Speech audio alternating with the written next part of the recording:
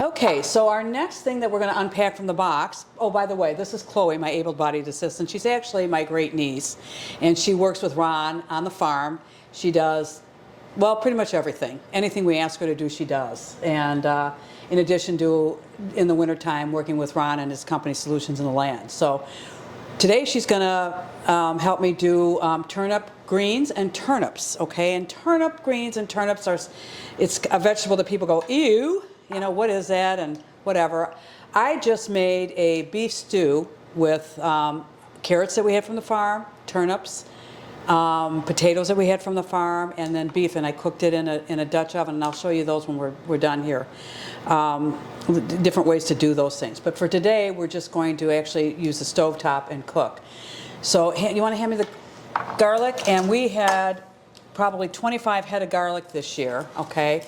So I'm going to show you a real easy way to break up garlic and smash it and cut it and get it ready to kind of sort of semi-mince it. This broke up really easy, but if it doesn't, if you just simply take a little knife end and pop it like that, it'll open up really nice. This is our hardneck red garlic that we have probably 500-foot rows of, so we just have tons of it. So what I'll do is clip the ends like this.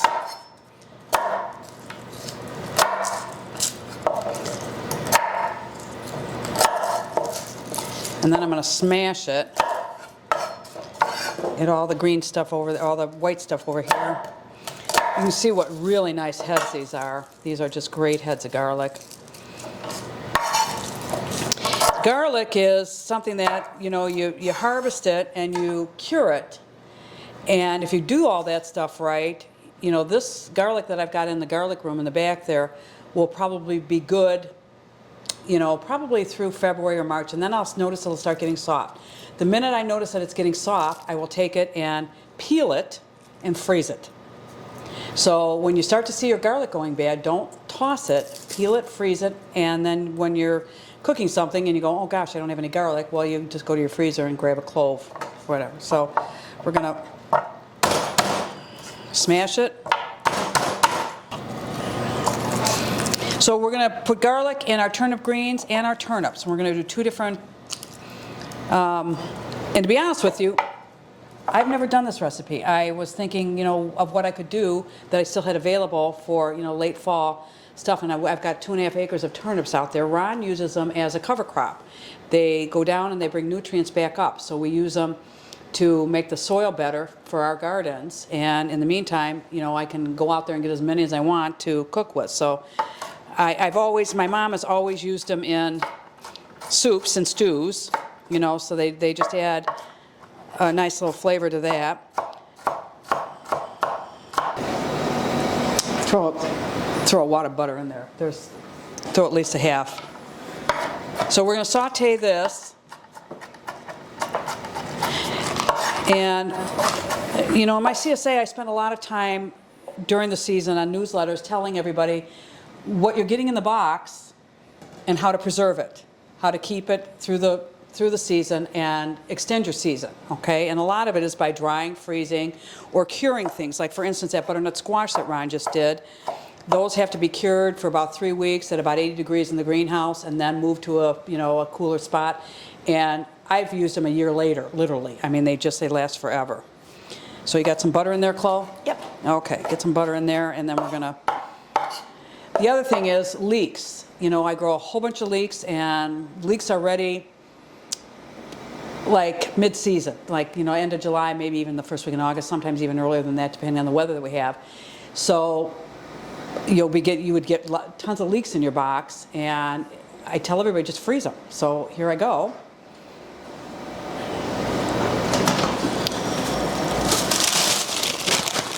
Literally take them frozen.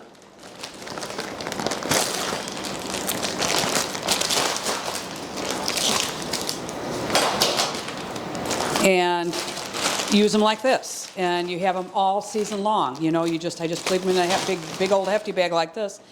Actually, there was some from last year that were still in the freezer. You know, so we never buy leeks. Never buy leeks. We always have leeks. Okay. Oh, I might have to nuke this for a second.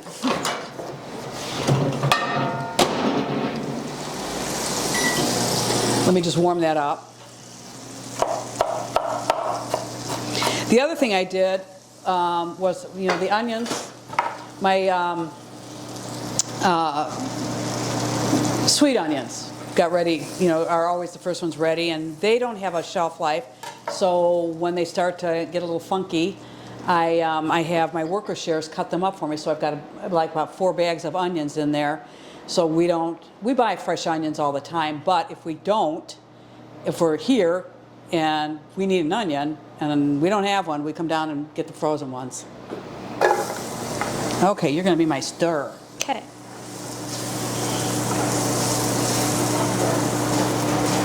Coat it all in the butter first. Okay, you can turn that up a little bit, I think. Okay. What I like about leeks is they have an onion flavor, but it's a very gentle onion flavor.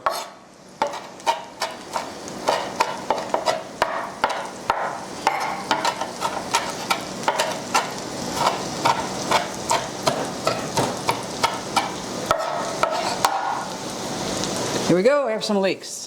Thank you. And we're going to combine these in with the turnips and the turnip greens.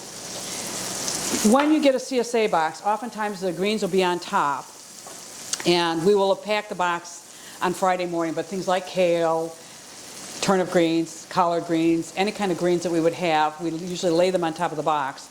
And if you pick up your box within a couple of hours after pack out, they're fine. But if you come later in the evening, or we offer like a Saturday pickup, they're going to be limp, okay? They don't last. And so what you do with limp, here they are. These were very limp this morning. And I stuck them in a pan of lukewarm water.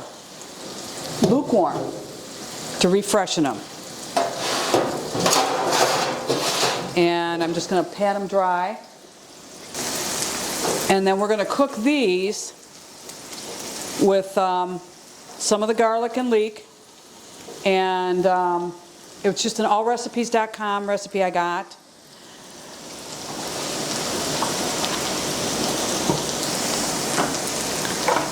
And I'm not going to worry about getting them really dry because I've got, they're going to go in with some chicken broth. So,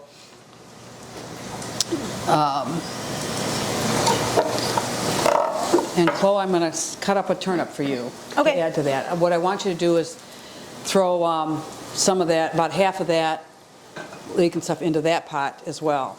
Okay? So letting those dry, we're going to cook it all at the same time. Turnips, you can do 2 things. You can peel them, but when they're small like this, you don't really need to peel them. The peel will be. But if you get a large one, I'm going to go ahead and peel these if Ron didn't wreck my peeler. Nope, looks like he fixed it.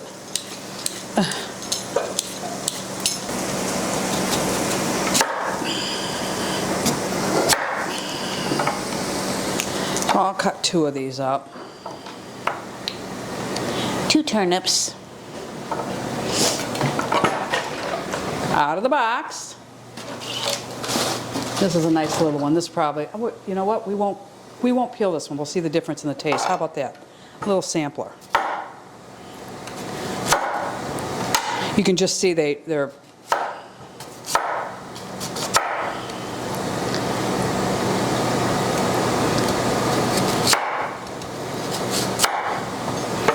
okay, did you put half in? Mm-hmm. Okay, throw these. Oh, these are going in this one. Oh. Yep. Yep. We're going to need more butter. Oh, well, we always need more butter. Fat equals flavor. Yes, it does. Okay, and then for the greens, I'm going to throw some chicken stock in.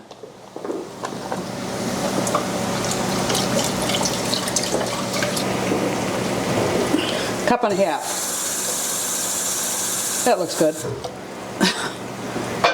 Precision measuring. 3 tablespoons, that looks good.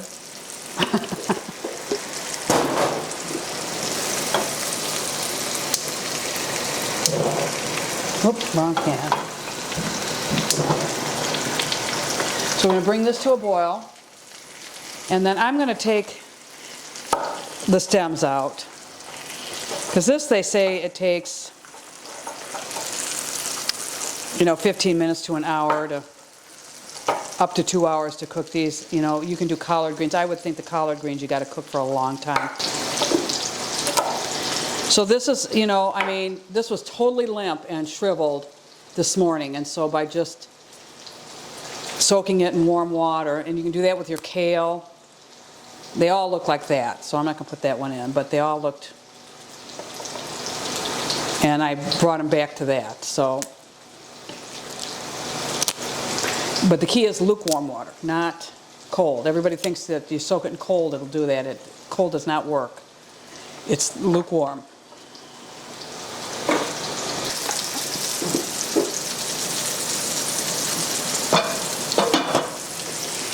And then, believe it or not, they say to put a half a teaspoon of white sugar in your turnip.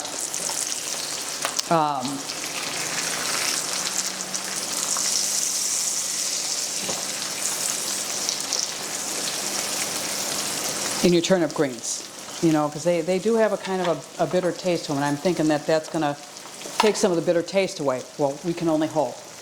Right? Because these are really healthy, and they're just... Ooh, you're browning them nice. That looks beautiful. Thank you. Okay, and a little pepper for you too? Please.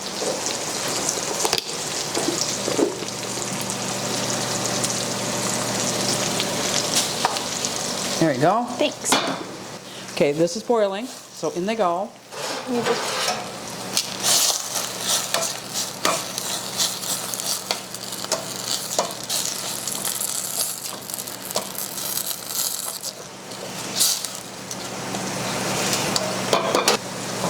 So I'm just going to sprinkle a little sugar in there.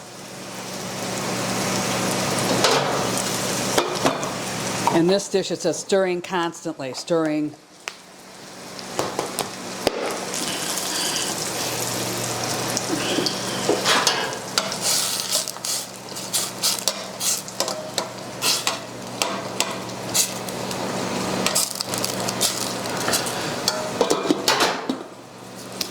So it looks like those turnips are going to be ready to eat, are they? Yep. Okay. Now, these look absolutely delicious. They kind of look like raw fried potatoes. They do. The other thing you can do with turnips is you can add them to mashed potatoes.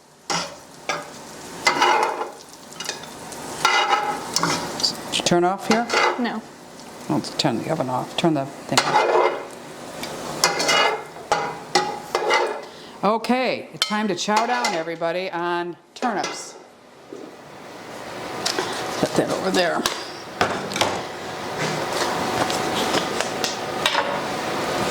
I don't know whose fork this was, but I'm going to take a taste of them. Catherine, you want to come over?